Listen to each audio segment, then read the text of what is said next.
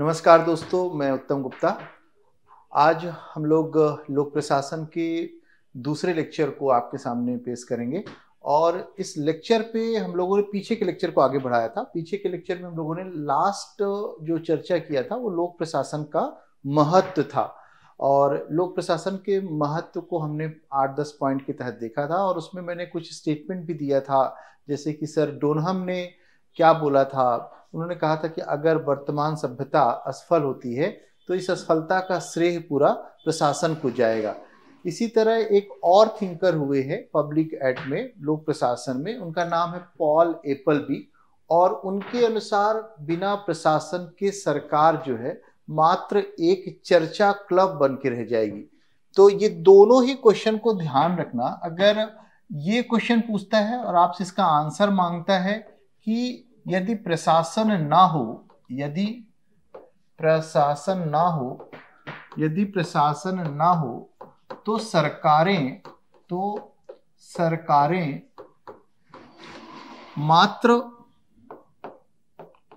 मात्र एक चर्चा क्लब बनकर रह जाएंगी, चर्चा क्लब बनकर रह जाएंगी।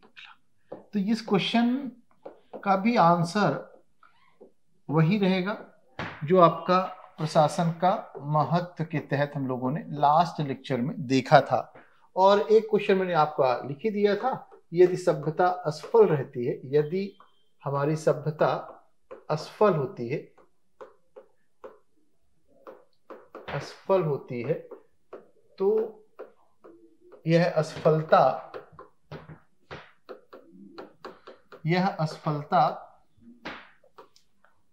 असफलता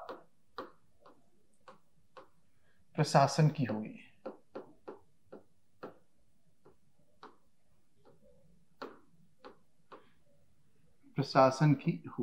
ये दोनों क्वेश्चन आपसे पूछ सकता है एग्जाम में। दोनों का आंसर में आपको प्रशासन के महत्व के बारे में चर्चा करनी है। ये जो दूसरा स्टेटमेंट है, बहुत ही लोक प्रशासन में एक महान थिंकर माने जाते हैं, पॉल एपल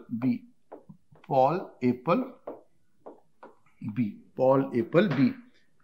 आज के लेक्चर में हम लोग ये देखेंगे कि विकसित व विकासशील देशों में लोक प्रशासन को किस प्रकार की चुनौती का सामना करना पड़ता है और इस चुनौती के संदर्भ में लोक प्रशासन की भूमिका क्या होती है। पहले हम ये देखते हैं कि विकसित समाज किसे कहते हैं या विकसित राष्ट्र किसे कहते हैं। जब भी हम विकसित राष्ट्र की बात करते हैं तो हमारा दिमाग किन राष्ट्रों की ओर जाता है? या तो हम यूएसए के बारे में सोचने लगते हैं, या हम यूके के बारे में सोचने लगते हैं, या हम कनाडा के बारे में सोचते हैं, या हम फ्रांस के बारे में सोचते हैं, या हम रसिया के बारे में सोचते हैं, या हम जापान के बारे में एक्सेट्रा एक्सेट्रा। तो ये सब देश जो हैं हमारे एक विकसित राष्ट्र के रूप में जाने जाते हैं। सवाल उठता है कि विकसित राष्ट्र की विशेषताएं क्या होती हैं। अगर हम विकसित राष्ट्र की विशेषताओं को अपन यहाँ पे अध्ययन करें तो हम देखेंगे विकसित राष्ट्र में जो जीडीपी है, जीडीपी का आकार बहुत बड़ा है। इनके जीडीपी का आकार बहुत ही बड़ा है। जीडीपी में वृद्धि दर में एक कंटिन्यूटी पाई जाती है। वृद्धि दर, जो जीडीपी की वृद्धि दर है, उसमें एक सततता पाई जाती है।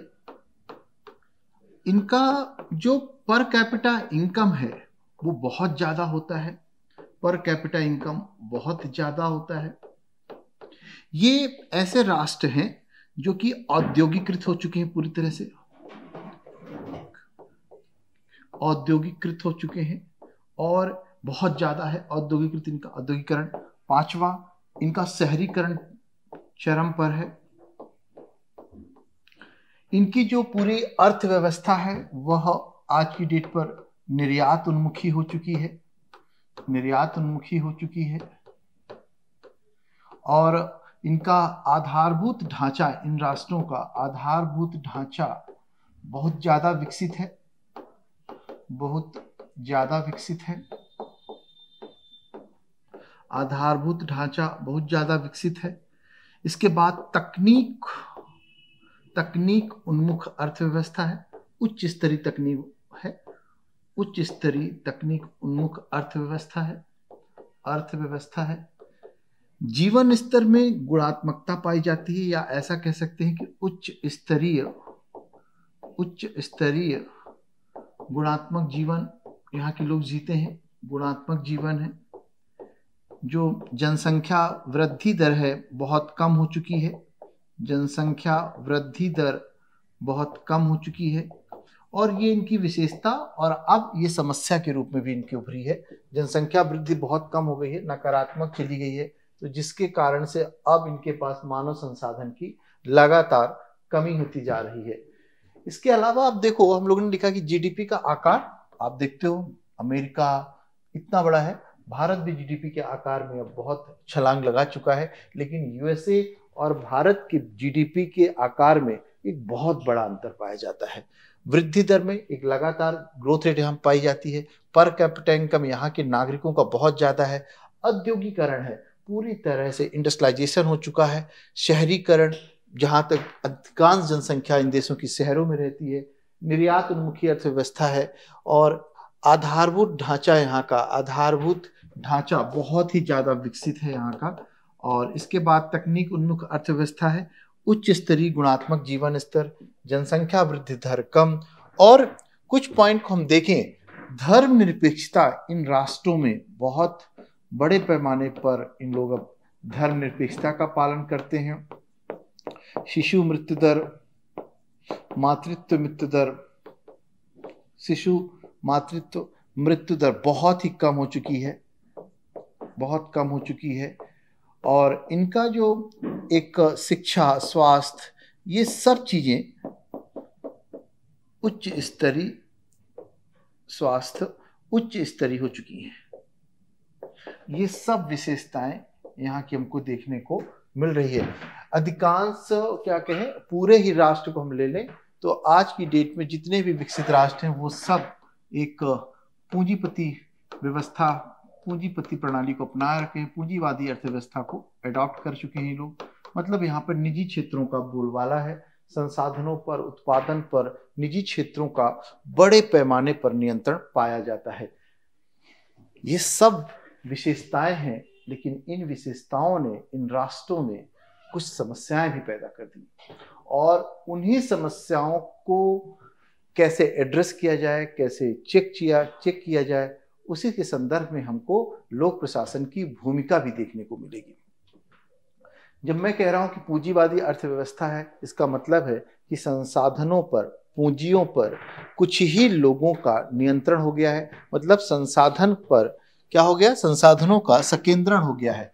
तो इन विकसित राष्ट्रों में समस्याएं क्या आई हैं, इन विकसित राष्ट्रों में कौन सी समस्याएं आई हैं, हमको ये देखना है। तो पहला अगर हम पॉइंट में बना ले तो यहां पर संसाधनों का संकेंद्रण हो गया है। संसाधनों का संकेंद्रण देखने को मिल रहा है हमें, संसाधनों का संकेंद्रण देखने को मिल रहा है, का संकेंद्रण। इसका दुष्परिणाम ये हुआ है, संसाधनों का संकेंद्रण होने के कारण आर्थिक असमानता बहुत बढ़ी है। वहां पर आर्थिक असमानता देखने को मिल रही है। दूसरी बात, आर्थिक असमानता बढ़ गई है, बहुत ज्यादा आर्थिक असमानता बढ़ गई। जनसंख्या वृद्धि दर कम होने के कारण, जनसंख्या वृद्धि दर कम होने के कारण, वृद्धि दर कम होने के कारण अब क्या हो रहा है, वहां पर वृद्धों की जनसंख्या में, है ना, वृद्धों की जनसंख्या में बढ़ोतरी हुई है। अब ये जो वृद्ध होते हैं, क्योंकि अब ये जनरली काम नहीं कर रहे होते कि उम्र हो जाती है, इसके लिए राष्ट्र को इनके ऊपर अब बहुत पैसे खर्च करना पड़ता है। वृद्धि हो गई है। इसके बाद आपको पता है कि विकसित राष्ट्रों में, विकासशील राष्ट्रों व अल्प विकसित राष्ट्रों से बहुत सारे लोग पलायन करते हैं, वहाँ की नागरिकता प्राप्त करने की कोशिश करते हैं। तो इसके कारण से वहाँ के लोगों को रोजगार संकट पैदा हो गया। तो स्थानीय लोगों को, स्थानीय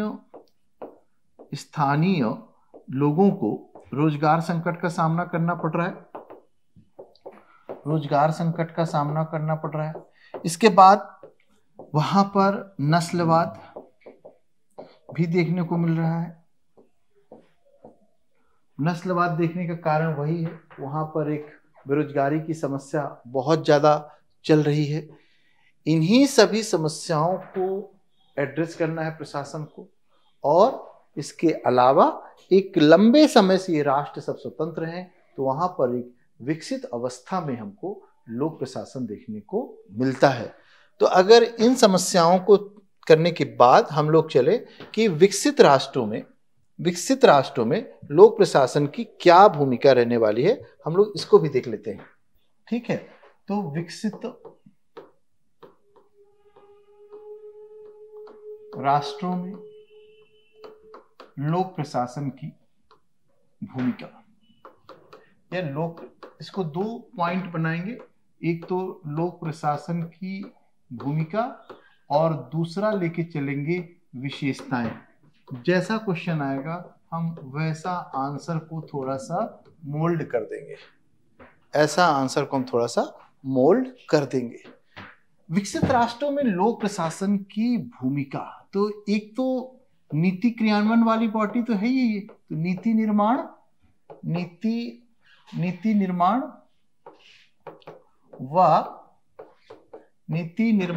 व नीति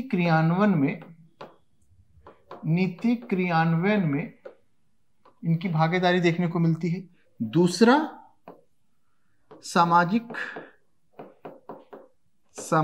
कल्याण में ये इन्वॉल्व है, सामाजिक कल्याण कार्यक्रमों के क्रियान्वयन में इनकी भूमिका देखने को मिलेगी। जो ये तो बेसिक भूमिका है, सब देखने को मिलने वाली है।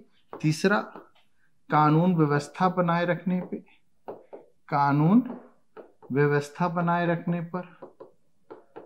रखने में, ठीक है। और चौथा देखना क्या क्या ले लिया हम लोग, नीति निर्माण व नीति क्रियान्वयन में इनका योगदान, सामाजिक कल्याण कारकों जैसे कि वृद्धों के लिए, है ना, बच्चों के लिए या गरीब आदमियों के लिए, वहां पर भी बहुत सारे कार्यक्रमों का क्रियान्वयन, किसानों के लिए, कानून व्यवस्था को बनाए रखने में, या आर्थिक गतिविधियों का संपादन भी इनके द्वारा किया जाता है। आर्थिक गतिविधि, लेकिन ये जो है कम मात्रा में रहता है क्योंकि वहां पर निजी क्षेत्र जो है हर जगह पर आगे हैं।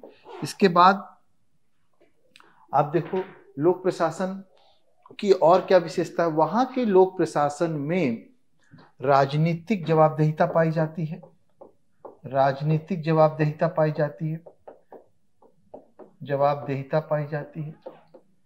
इसके बाद देखना कि लोक प्रशासन व राजनीति के बीच स्पष्ट विभाजन देखने को मिलता है। इसके बाद देखना वहां की जो लोक प्रशासन जो है वह सेवा की भावना से कार्य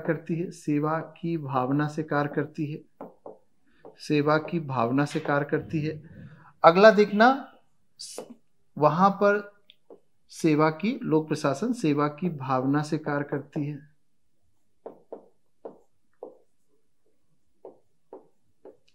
प्रशासन तथा जनता के बीच अत्यधिक कम दूरी पाई जाती है, या जनता के बीच दूरी नहीं होती है, ऐसा सेंटेंस लिख लीजिए आप, दूरी नहीं होती है। और जब प्रशासन और जनता के बीच दूरी नहीं होगी तो वहां का प्रशासन कैसा होगा, संवेदनशील प्रशासन होगा। प्रशासन संवेदनशील व जन उन्मुख होगा, प्रशासन वहां का है। तो प्लस अगला देखना, प्रशासन में धर्म का प्रभाव देखने को नहीं मिलता है। इसको हम आगे बढ़ा देते हैं। प्रशासन में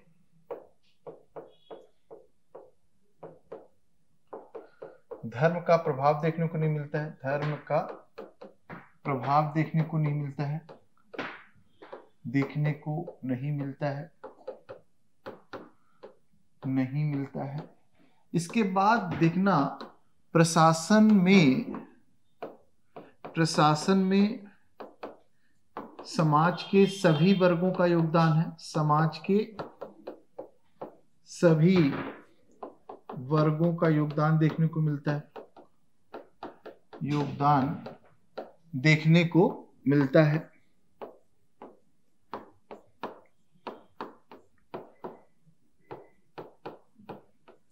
प्रशासन में समाज के सभी वर्गों का योगदान देखने को मिलता है। तो ये जो हम लोगों ने पढ़ा है, ये पूरी भूमिका और विशेषता, नीति निर्माण, जो हम लोगों ने लोक प्रशासन को पढ़ा है, तो नीति निर्माण और नीति क्रियान्वयन, सामाजिक कल्याण कार्यक्रमों के क्रियान्वयन, कानून व्यवस्था बनाए रखने में, आर्थिक गतिविधियों का संपादन, राजनीतिक जवाबदेहिता इनमें पाई जाती है।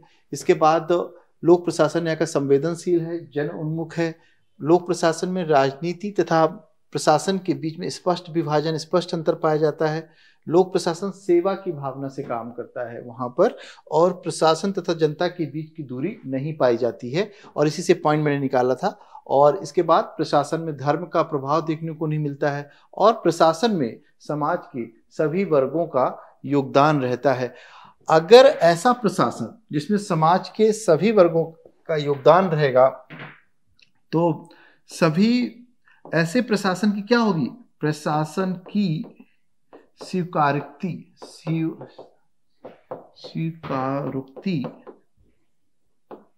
बहुत ज्यादा होती है समाज में। क्यों? क्योंकि समाज के सभी वर्गों का उसमें पार्टिसिपेशन रहता है। तो it is a very good administration, ये जो विकसित देशों का प्रशासन है। और ऐसे प्रशासन का विकास जो वहां पे हुआ है, वहां की परिस्थिति के अनुसार हुआ है। वहां के प्रशासन को किसी दूसरे देश के द्वारा थोपा नहीं गया है, जैसा कि हम विकासशील और भारत के संदर्भ में भी देखने जा रहे हैं कि यहाँ का जो प्रशासन रहेगा, भारत का प्रशासन पूरा ब्रिटेन के द्वारा दिया गया प्रशासन है। हमने लगभग ब्रिटेन की बहुत सारी व्यवस्थाओं को एडॉप्ट कर लिया। तो इस कारण से भी हमको ऐसे प्रशासन की समाज में जो स्वीकारोक्ति होती है वो तुलनात्मक रूप से कम होती है। ठीक है, तो ये पहला पार्ट था विकसित देशों में लोक प्रशासन की विशेषता या विकसित देशों में लोक प्रशासन की भूमिका। अब हम लोग आगे चलते हैं और उसमें देखते हैं कि विकासशील राष्ट्र कौन से होते हैं, विकासशील राष्ट्र क्या होते हैं, और विकासशील राष्ट्र की समस्याएं क्या हैं, और इस विकासशील राष्ट्र में, है ना, विकासशील राष्ट्र क्या है, और फिर इसमें लोक प्रशासन की भूमिका क्या रहेगी। जैसी समस्याएं रहेंगी वैसी लोक प्रशासन भी काम करने वाला है। लोक प्रशासन की भूमिका, विकासशील राष्ट्र ऐसे राष्ट्र को कहते हैं जहां पर अभी जो उनके जीडीपी का आकार है वो औसतन है, का जो आकार है वो औसतन है, पहला पॉइंट। दूसरा जो है जीडीपी की जो ग्रोथ रेट रहती है, जीडीपी की जो वृद्धि दर रहती है, वृद्धि दर उसमें परिवर्तन होता रहता है, उसमें परिवर्तन होता रहता है। तीसरी बात तो पर कैपिटा इनकम जो होती है, प्रति व्यक्ति आय जिसको हम लोग हिंदी में बोलते हैं, प्रति व्यक्ति आय, वो भी जो है औसतन होती है, या ये कहें तो विकसित राष्ट्रों की अपेक्षा कम होती है। यहाँ पर जो औद्योगिकीकरण किया गया है या औद्योगिकीकरण व शहरीकरण अभी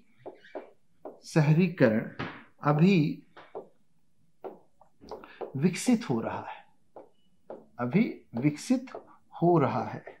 ठीक है, अभी जैसे अगर हम बात करें भारत में आज भी जो है शहरीकरण कितना है, लगभग सिर्फ 30% के आसपास है ना। अधिकांश जनसंख्या जो है इन विकासशील देशों की अपने रोजगार के लिए, अधिकांश जनसंख्या रोजगार के लिए किस पे निर्भर है, कृषि पर निर्भर है। यहाँ पर हम लोग अगर एक डेटा देखें तो हम देखेंगे कि ब्रिटेन की सिर्फ 2% जनसंख्या, ये 2% जनसंख्या कौन सी? कार्यशील जनसंख्या, वर्किंग पॉपुलेशन। तो वर्किंग पॉपुलेशन में से सिर्फ 2% कृषि पर है। कनाडा की 3%, यूएसए की 3% है, और कनाडा की 4% जो कार्यशील जनसंख्या है वह कृषि पर निर्भर है। लेकिन वहीं भारत की देखोगे तो लगभग 55% जनसंख्या जो है वह कृषि कार्यों पर अपने रोजगार के लिए निर्भर करती है। तो मतलब क्या हो रहा है कि, और वहां पे अगर हम विकसित राष्ट्र में चले जाएं तो अधिकांश जनसंख्या जो है वह उद्योगों पर निर्भर करती है, क्योंकि 100% क्या हो गया? इंडस्ट्रियलाइजेशन हो चुका वहां का। तो ये बड़ी समस्या है यहाँ पर। ठीक है, इसके बाद देखना यहाँ के जो आधारभूत ढांचे हैं वो अभी विकसित हो रहे हैं ना। तो आधारभूत ढांचों का विकास औसतन है। यहाँ की जो अर्थव्यवस्था है वह कैसी है? सामान्यतः आयात उन्मुखी है। तो हमारी अर्थव्यवस्था कैसी हो रही है? आयात उन्मुखी हो रही है। कुछ ही चीजों का हम निर्यात करते हैं। जैसे अगर हम भारत की बात करें तो भारत में जो है ना, सबसे ज्यादा सॉफ्टवेयर का हम लोग जो एक्सपोर्ट करते हैं, जबकि आप देखते होंगे हार्डवेयर हमारे यहाँ इंपोर्ट होता है। भारत में एक अच्छी बात यह है, यहीं पर हम थोड़ा समझ लें कि अगर भारत का हम वस्तुओं के आयात निर्यात के संदर्भ में देखें, जिसको हम ट्रेड डिफिसिट कहते हैं, व्यापार खाता में, जो वहां पर भारत की स्थिति अच्छी नहीं है। भारत आयात ज्यादा करता है और निर्यात कम करता है। लेकिन अगर हम सेवाओं को लेके देखें तो भारत सेवाओं की निर्यात ज्यादा करता है और आयात यहाँ पर कम करता है। भारत इसीलिए बहुत तेज से डेवलप कर रहा है, क्योंकि भारत अपने वस्तुओं के आयात का जो कंपनसेशन है वो यहाँ से कर लेता है। और ये कारण भी है कि हम अपने चालू खाते घाटे को हम उसको कंट्रोल कर पा रहे हैं, क्योंकि एक सेक्टर ऐसा है हमारा जहां से हम रेवेन्यू जनरेट करने में सफल हो जा रहे हैं। ठीक है, इसके बाद आप देखना ऐसे राष्ट्र जो है अत्यधिक जनसंख्या वाले राष्ट्र हैं। आप देख लो दुनिया का सबसे अधिक जनसंख्या वाला राष्ट्र कौन सा है? हम ही लोग हैं, है ना, जिसके पास लगभग 144 करोड़ जनसंख्या दुनिया की अब हमारे पास रहती है। अब इतनी बड़ी जनसंख्या, इसके नकारात्मक एस्पेक्ट देख लो आप। तो नकारात्मक एस्पेक्ट यही सब पॉइंट बनते चले जाएंगे।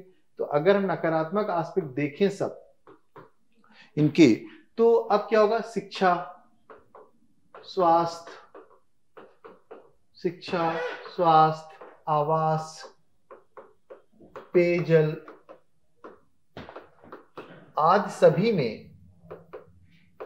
सभी सेवाएं सभी के लिए उपलब्ध नहीं है। सभी के लिए प्रभावशाली ढंग से उपलब्ध नहीं है।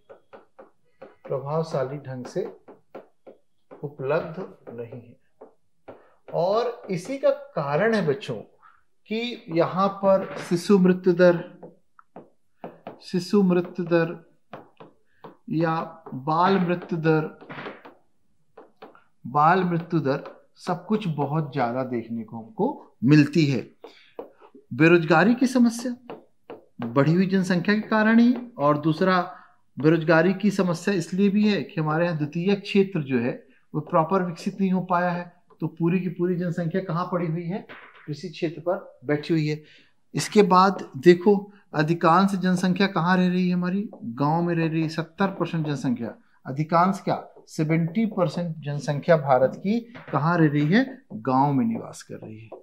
ठीक है, इसके बाद देखना अगला पॉइंट, सरकार में या प्रशासन में धर्म का बहुत ज्यादा प्रभाव है। प्रशासन में और सरकार में धर्म का बहुत ही ज्यादा प्रभाव अत्यधिक, धर्म का प्रभाव अत्यधिक। इन देशों में आप देखते होंगे, अगला पॉइंट के रूप में ले लो, सांप्रदायिकता जाति आदि की बड़ी समस्या है, की समस्या है। ठीक है, तो ये सब इसके कारण से इसको हम विकासशील राष्ट्र कहते हैं। तो अब वहां से विकासशील राष्ट्र, हमारा इकोनॉमिक्स का भी क्वेश्चन तैयार हो गया, विकसित राष्ट्र क्या होता है और विकासशील राष्ट्र क्या होता है। अब इतनी सारी समस्याओं के संदर्भ में ये जो हम देख रहे हैं, जीडीपी का आकार औसतन है, जीडीपी की वृद्धि दर है ना, कैसी हो रही है, वृद्धि दर क्या होती है, वृद्धि दर औसतन, औसतन जिसमें है ना औसतन, और उसमें लगातार परिवर्तन, पर कैपिटा इनकम प्रति व्यक्ति आय औसतन है, औद्योगिकरण। एक सबसे बड़ी समस्या और है यहाँ पर कि यहाँ पर आर्थिक विषमता, आर्थिक व सामाजिक विषमता भी बड़े पैमाने पर पाई जाती है। आर्थिक व सामाजिक विषमता, सामाजिक विषमता बड़े पैमाने पर पाई जाती है। आर्थिक व सामाजिक विषमता बड़े पैमाने पर पाई जाती है, पैमाने पर पाई जाती है। ठीक है, तो ये भी ध्यान रखेंगे हम लोग। तो ये सब पॉइंट हो गए। अब इन विशेषता और समस्याओं के बाद है ना, ये तो विकासशील राष्ट्र हो गए। तो यहाँ पे जो समस्याएं हैं, समस्याओं को भी हमने लिख दिया है। समस्याएं कैसी हैं, धर्म का अत्यधिक प्रभाव है, सांप्रदायिकता है, शिशु मृत्यु दर अत्यधिक पाई जाती है, बेरोजगारी अत्यधिक पाई जाती है, आधारभूत ढांचा बहुत ही पिछड़ी अवस्था में, शिक्षा पिछड़ी अवस्था में, स्वास्थ्य पिछड़ी अवस्था में है, स्वच्छ पेयजल नहीं मिल पा रहा, सबको आवास की व्यवस्था नहीं हो पा रही है। ऐसी समस्या युक्त राजनीतिक प्रणाली में प्रशासन के द्वारा एक अलग प्रकार का काम किया जाएगा, है ना। तो अब प्रशासन इतनी बड़ी चुनौतियों को कैसे निपटने वाला है, तो अब देखेंगे कि विकासशील राष्ट्र में, विकासशील राष्ट्र में लोक प्रशासन की भूमिका, में लोक प्रशासन की भूमिका। देखो, अगर ऐसा क्वेश्चन आ रहा है तो एक चीज तो ध्यान रखना, लोक प्रशासन कुछ काम तो हर परिस्थिति में करेगा। कैसे करेगा, पहला वाला काम नीति निर्माण व नीति क्रियान्वयन में भागीदारी थी। ये काम जब विकासशील राष्ट्र हो या विकसित राष्ट्र हो, यहाँ पर लोक प्रशासन ये सब काम करने वाला है। दूसरा, कानून व्यवस्था को बनाए रखना, कानून व्यवस्था को बनाए रखना, तो ये दूसरा काम ये करेगा ना, बनाए रखना। तीसरा, आर्थिक गतिविधियों का संपादन करना, आर्थिक गतिविधियों का संपादन करना, ये भी ये करेगा यहाँ पे। ठीक है। चौथा, और क्या करेगा, सामाजिक न्याय व सामाजिक परिवर्तन के रूप में काम करना, के रूप में कार्य करना, ये हो गया। ठीक है। नीति निर्माण व नीति क्रियान्वयन में क्या कर रहा है, ये भागीदारी कर रहा है, कानून व्यवस्था को बनाए रखने में कर रहा है, आर्थिक गतिविधियों का संपादन कर रहा है, सामाजिक न्याय व सामाजिक परिवर्तन के रूप में यह काम करता है। ये तो इसका एक तरह से भूमिका हो गई। अब लोक प्रशासन की विशेषताएं कैसी है विकासशील राष्ट्र, इसको स्पेसिफिक करते हैं अपन। तो अगर यहाँ के लोक प्रशासन को देखोगे तो लोक प्रशासन में राजनीतिक हस्तक्षेप दिखता है, राजनीतिक हस्तक्षेप दिखता है, हस्तक्षेप दिखता है पहला। दूसरा, लोक प्रशासन में धर्मनिरपेक्षता का अभाव दिखता है, धर्मनिरपेक्षता का अभाव दिखता है। ठीक है बच्चे। तीसरा, लोक प्रशासन में जन सेवा की जगह स्वसेवा दिखाई देती है, स्वसेवा दिखाई देती है। ठीक है। चौथा, लोक प्रशासन में पारदर्शिता का अभाव है, पारदर्शिता का अभाव है, और इस पारदर्शिता का अभाव का परिणाम ये होता है कि यहाँ की लोक प्रशासन में भ्रष्टाचार, भाई भतीजावाद व लाल फीताशाही पाई जाती है, लाल फीताशाही पाई जाती है। ठीक है। इसके बाद पांचवा पॉइंट देखना, इसके बाद आप पांचवा पॉइंट देखना क्या क्या इसमें पूछेगा। इसको हम लोग थोड़ा सा 1 मिनट जो अलग कर देते हैं।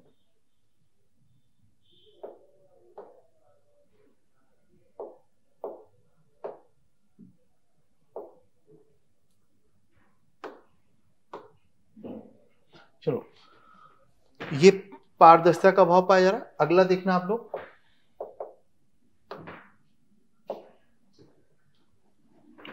नेक्स्ट पॉइंट देखना,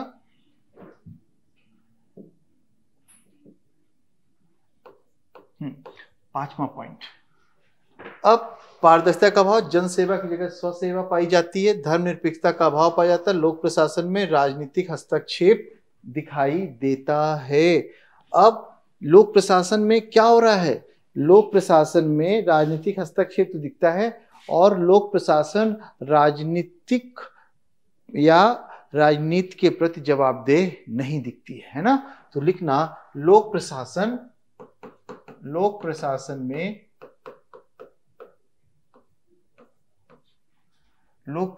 में अपेक्षापूर्ण राजनीतिक जवाबदेहिता दिखाई नहीं पड़ती है, राजनीतिक जवाबदेहिता दिखाई नहीं पड़ती है। ठीक है, ये पांचवा पॉइंट हो गया हमारा, लोक प्रशासन में राजनीतिक जवाबदेहिता दिखाई नहीं पड़ती है। लोक प्रशासन में हमने देख दिया आपका कि धर्म का प्रभाव देखने को मिलता है। इस तरह से जो विकासशील राष्ट्र हैं, उन राष्ट्रों में लोक प्रशासन में एक तरह से लोक प्रशासन बनाया किस लिए गया है? जनता की सेवा के लिए, बल्कि वो जन सेवा की जगह स्व सेवा में लगे रहते हैं, और यही स्व सेवा जो है अंत में भ्रष्टाचार, भाई भतीजावाद व लाल फीताशाही को बढ़ा देती है। और इन सब का परिणाम ये होता है कि विकासशील राष्ट्रों में प्रशासन व जनता के बीच एक बड़ी खाई पाई जाती है। तो अगला पॉइंट आप ये भी लिख लीजिएगा कि ऐसी व्यवस्था में प्रशासन व जनता के बीच, प्रशासन का निर्माण जनता की सेवा के लिए किया गया, लेकिन अब ये जो भाई साहब हैं, जो ये जन सेवक कहलाते हैं, ये जन सेवक ना बन करके क्या हो गए हैं? अपनी ही सेवा करवाते रहते हैं, है ना। तो प्रशासन व जनता के बीच खाई व्यापक पैमाने पर दिखती है। तो ये सब जो है ऐसा विकासशील देशों के लोक प्रशासन की विशेषता है। इन्हीं पॉइंट को उलट देना, वहां पे अगर छूट गया है, जिससे प्रशासन व जनता के बीच वहां पे खाई कम पाई जाती है, एक्चुअल में वहां पर ये लोग जन सेवक ही होते हैं, है ना। वहां पे भ्रष्टाचार, भाई भतीजावाद, लाल फीताशाही का अभाव दिखने मिलता है। धर्मनिरपेक्षता वहां की नौकरशाही में नहीं पाई जाती है ना। राजनीतिक हस्तक्षेप वहां पर नहीं दिखता है। ये सब वहां की नौकरशाही की विशेषता है, वहां के लोक प्रशासन की विशेषता है। 3 शब्द यहाँ पर हैं, भ्रष्टाचार, लाल फीताशाही और भाई भतीजावाद, जिसमें आपसे 3-3 नंबर में परिभाषा पूछ सकता है। अगर भाई भतीजावाद की परिभाषा लिखना है आपको 10 शब्दों में, भाई भतीजावाद, है ना। तो भाई भतीजावाद क्या होगा? लिखना कि प्रशासन के द्वारा सेवा प्रदान करते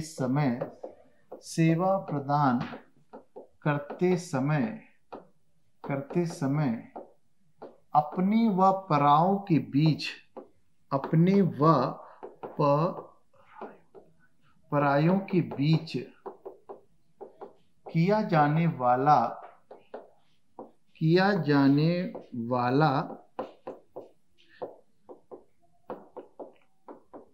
पक्षपातपूर्ण व्यवहार क्या कहलाता है? व्यवहार भाई भतीजावाद कहलाता है। पूरी परिभाषा क्लियर हो गई। प्रशासन के द्वारा सेवा प्रदान करते समय अपने व परायों के बीच किया जाने वाला पक्षपातपूर्ण व्यवहार भाई भतीजावाद कहलाता है। लाल फीताशाही क्या होती है? तो लाल फीताशाही, इसको भी 3 नंबर में लिख लेना। लाल फीताशाही इसका मतलब होता है कि नियमों व प्रक्रियाओं के आड़ में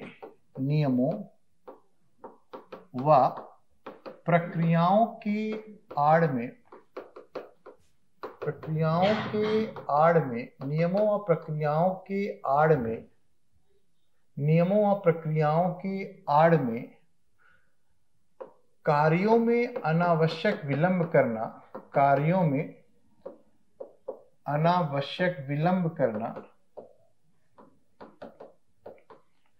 लाल फीताशाही कहलाती है। क्या कहलाती है ना? कि ये कागज नहीं है, ये नियम पूरा नहीं हो रहा, ये नियम ऐसा कह रहा, काम करना नहीं है, इसलिए सब नियमों का सहारा ले रहे हैं, बहाना बना रहे हैं, उसको बोलते हैं लाल फीताशाही। और भ्रष्ट आचरण क्या होगा? कि भ्रष्ट आचरण का मतलब होता है कि जो आपकी संहिता है, जो आपकी आचार संहिता है, जो आपका सर्विस, जो आपके विभाग की आचार संहिता है, उससे विमुख होकर कार्य करना है ना, उसको कहते हैं भ्रष्टाचार। मतलब भ्रष्ट आचरण को अपनाना, संविधान के विरुद्ध काम करना, अपने विभाग की आचार संहिता के विरुद्ध काम करना, उसको बोलते हैं हम लोग भ्रष्टाचार। तो ये तीनों हमारी परिभाषा भी हो गई।